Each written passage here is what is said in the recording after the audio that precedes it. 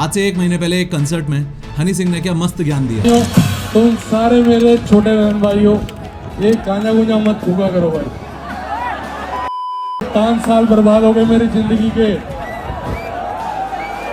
दारू P low जितनी पीनी है, चरस गांजा मत करना भाई। हनी पाजी बोलते हैं कि दारू पी लो जितनी भी पीनी है, ये चरस वरस मत करना, सूखे नशे मत करना। सूखे नशे के चक्कर में मेरी जिंदगी के 5 साल बर्बाद हो गए। काफ़ी गाने थे, एक पंजाबी फिल्म कर रहा था, तो उसके बीच में सब कुछ एकदम मेरा ब्रेकडाउन हुआ और मेरा दिमाग काम करना बंद कर गया और मुझे समझ में नहीं आ रहा था ये सिम्टम्स जो हैं ये क्या हैं। ये बात तो हम सब जानते हैं कि कमबैक का हल्ला इसलिए मचा हुआ है क्योंकि एक समय पर हनी पाजी म्यूजिक इंडस्ट्री के किंग थे। लेकिन साल 2014 में एक कंसर्ट के दौरान कुछ ऐसा हुआ जिसकी वजह से हनी पाजी की पूरी दुनिया ही पलट गई। हुआ कुछ ये था कि हनी सिंह एक वर्ल्ड टूर पर थे और यूएसए में अपना कंसर्ट कर रहे थे और तभी अचानक कॉन्सर्ट के बीच में ही उन्हें कुछ बहुत ही ज्यादा डरावने ख्याल आने लग गए। ख्याल ये था कि वहाँ मौजूद लोग यानी कि उनके फैंस उनको मार देंगे। डर इतना बढ़ गया कि हनी सिंह स्टेज पर से उतरे और कॉन्सर्ट के बीच में से ही छोड़कर चले गए। और बस फिर क्या था, इस एक इंसिडेंट ने सब कुछ ही बदल के रख दिया। जो हनी सिंह रैप इंडस्ट्री का भगवान बन चुका था वो सब एक ही झटके में खत्म हो गया। लोगों ने तरह तरह की अफवाह भी उड़ाई। किसी ने कहा कि हनी सिंह तो नशे करता है, किसी ने कहा वो लड़कियों के चक्कर में रहता है इसलिए ही उसका करियर डूब गया, और भी ना जाने क्या क्या। लेकिन असलियत तो कुछ और ही थी। असलियत ये थी कि हनी पाजी एक बहुत बड़ी बीमारी की चपेट में आ गए थे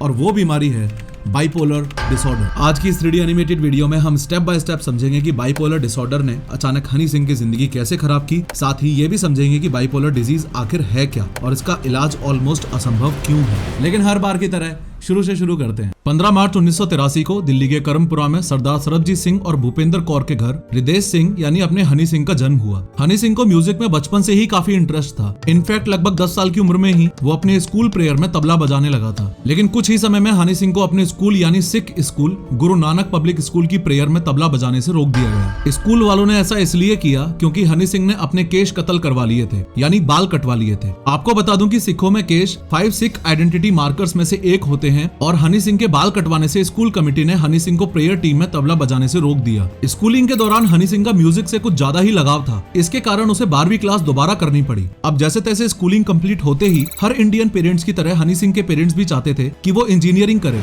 लेकिन अपने भाई को तो म्यूजिक के बड़े वाले कीड़े ने काटा था। तो अपने पेरेंट्स की बात को मानते हुए और अपने स्वार्थ के लिए दिल्ली के इस ट्रिनिटी स्कूल ऑफ बिजनेस से BSc IT में हनी सिंह ने एडमिशन ले लिया। BSc IT में एडमिशन के पीछे हनी भाई का खुरापाती स्वार्थ ये था कि BSc IT करूंगा तो घर वाले कंप्यूटर दिलवाएंगे और कंप्यूटर पर बनाऊंगा म्यूजिक। कंप्यूटर मिलने के बाद हनी सिंह कंप्यूटर पर काफी टाइम बिताने लगा। अब घर वालों को तो लगता था कि ये प्रोग्रामिंग कर रहा है, लेकिन रात को जैसे ही सब घर वाले सोते थे तो हनी सिंह कंप्यूटर पर म्यूजिक बनाना शुरू कर देता था। हनी सिंह कॉलेज टाइम में घर से तो कॉलेज के लिए ही निकलता था, लेकिन कॉलेज बंक करके आसपास के डीजे से म्यूजिक सीखना शुरू कर देता था। कॉलेज डिग्री कंप्लीट होने के 1 साल बाद तक इस लड़के ने इतना म्यूजिक सीख लिया कि इसे एल्बम म्यूजिक प्रोड्यूस करने की अच्छी खासी सेंस आ गई थी। अब हनी सिंह रात भर जाग जाग कर रिमिक्स म्यूजिक बनाने लगा था। अब इस रिमिक्स म्यूजिक की सीडीज हनी सिंह दिल्ली के कुछ फेमस क्लब्स में देने लगा। देखते ही देखते क्लब्स में इस लड़के के रिमिक्स म्यूजिक को काफी पसंद किया जाने लगा। एक दिन दिल्ली के क्लब में इंग्लैंड से आए ललित कालिया ने जब हनी सिंह के रिमिक्स वर्क को सुना तो उन्होंने हनी सिंह को यूके की एक कंपनी के साथ कॉन्ट्रैक्ट साइन करवाया। तो उन्होंने मुझे साइन किया। 1 साल मैंने एल्बम पे काम किया, रीमिक्स किया मैंने। हाँ जी हैं, पूरी एल्बम सुपर फ्लॉप हो गई। कॉन्ट्रैक्ट के अकॉर्डिंग हनी पाजी ने अगले 1 साल मुंबई में लेकर हम दीवाना दिल एल्बम के रिमिक्स पर वर्क किया और ये रिमिक्स जब लॉन्च हुआ तो बहुत बुरी तरह से फ्लॉप हो गया था। मुंबई को 1 साल देने के बाद वापस दिल्ली में अगले 1 साल बेरोजगारी और घर वालों के प्रेशर से बचने के लिए हनी सिंह अपने घर पर एक बात का बहुत ही खास ध्यान रखता था। बात यह कि जब भी फादर साहब घर में मौजूद हो तो मुझे घर पर नहीं रहना है और फादर साहब के घर जाते ही चुपके से घर में घुस जाना है। 2005 में हनी भाई के डेडिकेशन और लक ने फिर से साथ दिया और हनी सिंह ने अपनी लाइफ का पहला सुपरहिट सॉन्ग खड़के गिलासी दिया। उसके लिए हनी सिंह को अवार्ड तो मिला, लेकिन पैसे ना मिलने से फाइनेंशियल कंडीशंस वैसी की वैसी ही थी। आगे बढ़ने से पहले मैं थैंक्स बोलना चाहूंगा इस वीडियो के स्पॉन्सर उडू को, जो कि एक ऐसा यूजर फ्रेंडली सॉफ्टवेयर है जिसमें आपके बिजनेस के डेली मैनेजमेंट के लिए सभी एप्स मिलेंगे, जैसे कि CRM, वेबसाइट बिल्डर, अकाउंटिंग और मेरा फेवरेट इनवॉइसिंग। अगर आपका बिजनेस है तो आपको पता ही होगा कि इनवॉइसिंग कितनी जरूरी होती है। इसलिए उडूज इनवॉइसिंग ऐप एक ऐसा जबरदस्त सॉल्यूशन है जो आपकी बिलिंग को आसान बना देगा, यानी बिजनेस स्मूथ बनाएगा। आप एकदम फ्री में स्टार्ट कर सकते हो क्योंकि उडू का पहला ऐप लाइफ टाइम फ्री रहेगा, ऊपर से अनलिमिटेड फ्री होस्टिंग और सपोर्ट भी। तो पहले फ्री ऐप इनवॉइसिंग चूज कर लूंगा और उडू के साथ आप बस कुछ सेकंड्स में प्रोफेशनल इनवॉइसेस बनाकर अपने क्लाइंट्स को भेजकर और इंटीग्रेटेड ऑनलाइन पेमेंट ऑप्शंस के साथ जल्दी पेमेंट्स भी रिसीव कर सकते हो। स्टार्ट करूंगा अपनी बिजनेस डिटेल्स डालकर, फिर इनवॉइस डिजाइनिंग मतलब choosing layout, logo, colours, tagline etcetera. Next invoice बनाएंगे, कस्टमर डेटा डालकर प्रोडक्ट्स, अमाउंट, क्वांटिटी सब डिटेल्स ऐड कर लूंगा। हमारा इनवॉइस रेडी है, फिर बैंक डिटेल्स डाल दूंगा और यहीं से इनवॉइस अपने क्लाइंट के पास भेज दूंगा। प्लस डैशबोर्ड से अपने सारे इनवॉइसेस के स्टेटस भी देख सकते हैं। Odoo मल्टीपल करेंसी सपोर्ट करता है, जिससे आपके इंटरनेशनल ट्रांजैक्शंस भी इजी हो जाएंगे और इसके मोबाइल ऐप से आप कहीं भी कभी भी इनवॉइसेस मैनेज कर सकते हो। सबसे बढ़िया बात, Odoo के ऑटोमेटेड फॉलोअप्स के साथ अब आपको पीछे नहीं भागना पड़ेगा। आपका कैश फ्लो मैनेजमेंट काफी आसान हो जाएगा। तो तैयार हो अपनी इनवॉइसिंग प्रोसेस बेटर करने के लिए? Check Odoo's invoicing app and transform your billing process. Link in description. लेकिन बैड फाइनेंशियल कंडीशन का सॉल्यूशन कुछ दिख नहीं रहा था, क्योंकि हनी पाजी को कंप्यूटर फील्ड की जॉब करनी नहीं थी।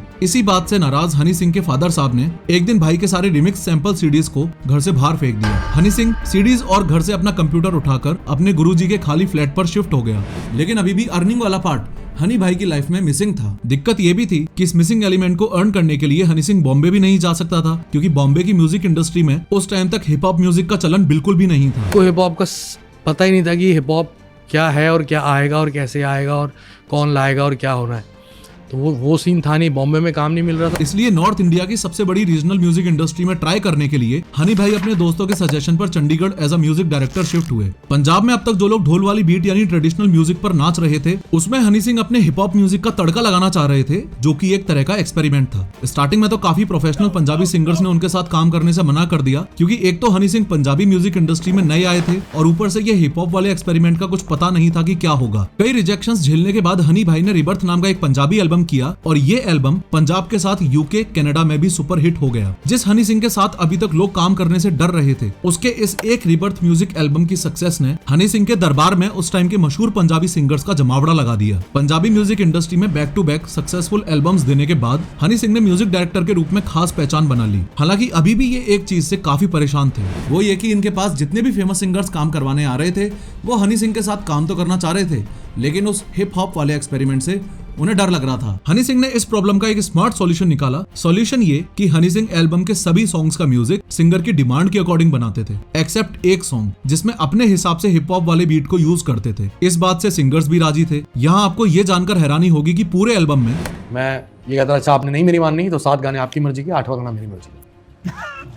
कोई बात, अपनी मर्जी तो करनी है, भले छोटी सी करे। और वो 8वां वाला चलता वो 8वां ही चलता था। लेकिन इस मैसिव सक्सेस के साथ हनी सिंह के साथ कुछ कंट्रोवर्सीज जुड़ गईं। जैसे सॉन्ग्स में वल्गर लैंग्वेज की यूज की वजह से उस पर FIR हुई। रफ्तार और बादशाह ने आरोप लगाया कि लिरिक्स उसकी थी, लेकिन हनी सिंह ने क्रेडिट नहीं दिया। यार तूने पहला गाना कौन सा सुना था वैसे रफ्तार भी अगज है? मैंने हाँ। मैंने पहला गाना स्वैग मेरा देसी सुना था, लेकिन 10 साल बाद मुझे पता चला मैंने पहला डोप शोप सुना था।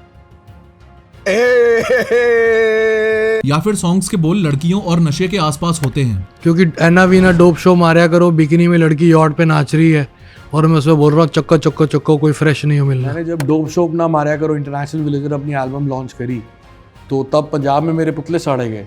सक्सेस में मदमस्त हनी भाई अब दिन रात काम करने लगे थे, कम नींद लेते थे और हद से ज्यादा नशे करने लगे थे।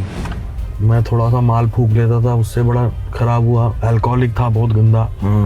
1.5-2 बोतल शराब पीता था रोज की। नशे मतलब वीड या बहुत ज्यादा करता था मैं। अब साल 2014 में वर्ल्ड टूर के दौरान पहली बार हनी पाजी को स्टेज पर परफॉर्म करने में दिक्कत आने लगी। I was sick at that time and I left the tour in between in America और मेरे को वहां से वापस आना पड़ा। हनी सिंह को स्टेज पर साइकोटिक सिम्टम्स आने के बाद उनकी कंडीशन इतनी सीरियस थी कि वो अपनी टीम से जिद करके इस प्रमोशनल वर्ल्ड टूर को बीच में ही छोड़ के इंडिया आ गए। मुझे सिम्टम्स आ रहे थे बड़े गंदे से, कि बहुत गंदे सिम्टम्स आ रहे थे मुझे, तो मैंने कहा मैं परफॉर्म नहीं करूंगा आज। और जब डॉक्टर से इस बारे में कंसल्ट किया तो शुरू में तो डॉक्टर्स को समझ ही नहीं आ रहा था कि हनी सिंह के साथ एग्जैक्टली हुआ क्या है। जैसे जैसे दिन निकल रहे थे, हनी सिंह और ज्यादा डिप्रेशन, डर और थॉट से घिरते जा रहे थे। हनी सिंह की दिन पे दिन खराब हालत को देखते हुए कई डॉक्टर्स बदले गए, क्योंकि अगले 1.5 साल तक डॉक्टर्स इनकी बीमारी को डायग्नोज ही नहीं कर पा रहे थे। और तो और उनको स्लीपिंग पिल्स दी जा रही थी। कुछ डॉक्टर्स ने तो ये तक भी बोल दिया था कि अब हनी भाई को इसी कंडीशन में ही सारा जीवन काटना पड़ेगा। और कई डॉक्टर्स तो कह गए ये तो केस बहुत खत्म है, ये तो ठीक नहीं होगा, इसको बस दवाइयां देते रहो, सुलाते रहो,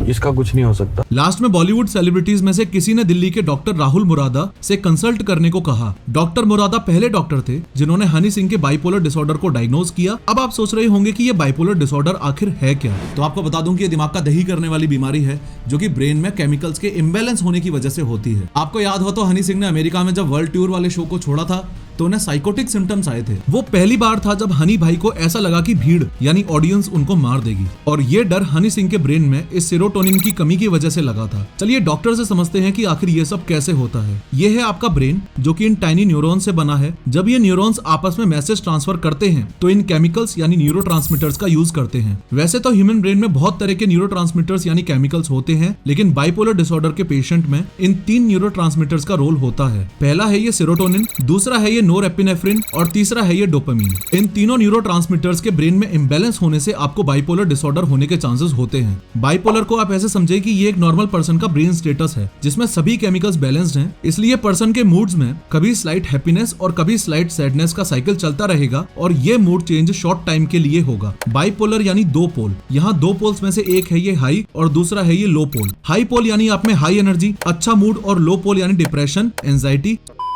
यहाँ ये दोनों पोल्स मूड्स को इंडिकेट करते हैं, लेकिन एक बाइपोलर डिसऑर्डर के पेशेंट में ऐसा नहीं होता। जब पेशेंट के ब्रेन में इन न्यूरोट्रांसमीटर्स में से सेरोटोनिन, डोपामिन या नोरएपिनेफ्रिन का लेवल बढ़ जाता है तो पेशेंट हाइपर एक्टिव हो जाता है। बाइपोलर के इस हाई फेज को मेडिकल टर्म में मेनिया और हाइपोमेनिया बोलते हैं। मेनिया में पेशेंट बहुत कम नींद लेने के बाद भी बहुत ज्यादा एनर्जेटिक और फ्रेश फील करता है, साथ में काफी ज्यादा एक्टिव होकर फिजिकल वर्क करने लगता है। इसके अलावा बहुत ज्यादा रिस्क एक्टिविटीज जैसे कि पैसा खर्च करेगा तो सारे पैसे उड़ा देगा, दान करेगा तो सारी प्रॉपर्टी दान कर देगा, नए नए दोस्त बनाएगा, बहुत ज्यादा पार्टी करेगा, हाइपर सेक्सुअल हो जाएगा और कई सारे सेक्सुअल पार्टनर्स बना लेगा। पेशेंट को हर एक सेकंड में एक नया आइडिया आएगा, यानी विचारों की गति और बोलने की स्पीड इतनी तेज हो जाती है कि पेशेंट लगातार हाई एनर्जी के साथ सेंसलेस बातें करता रहता है। और कॉन्फिडेंस का लेवल तो ऐसा हो जाता है कि हवा में महल बना देगा। यानी कम शब्दों में बोलूं तो इन केमिकल्स का ब्रेन में बढ़ना बंदे को भगवान बना देता है। मेनिया में पेशेंट एक बिना ब्रेक की फरारी बन जाता है जिसका अपने आप पर कोई कंट्रोल नहीं रहता। यहाँ सबसे मजे की बात तो ये है कि जब भी किसी पेशेंट को बाइपोलर या मेनिया वाला फेज आता है तो शुरू में घर वालों को लगता है कि उनका बच्चा एक्टिव और हार्ड वर्किंग हो गया है। हाई एनर्जी और हैप्पी मूड की वजह से घर वालों के दिमाग में बीमारी का कोई थॉट आता ही नहीं है। लेकिन जैसे ही कुछ वीक्स या मंथ्स में ये मेनिया वाला फेज का एंड होता है तो पेशेंट में अचानक बहुत ही भयंकर वाला मूड स्विंग होता है।